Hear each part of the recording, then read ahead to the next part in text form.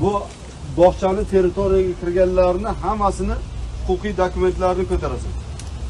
Yo'g'ini hech kimga eshitmasdan mo'min buzasan, hech kimni sut put demasdan buzib tashlaysan. Bugunning o'ziga buzib tashlaysan. Narsapar ichidagi odamni ko'mib tashlaysan kuchotsa. O'zlarini sut put deb hammasini erkalatgan. Orqadan eshik ochganni, hujjatini ko'rasan uni.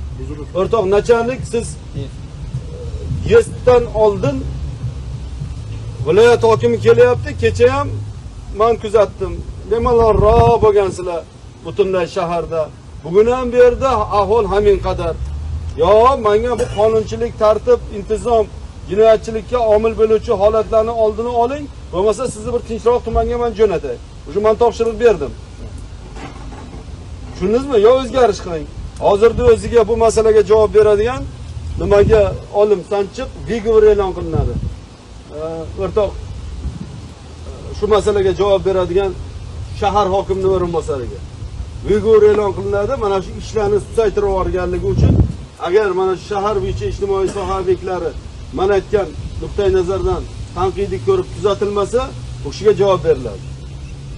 Shahar hokimining hamma o'rinbosarlariga bu uroq bo'lsin.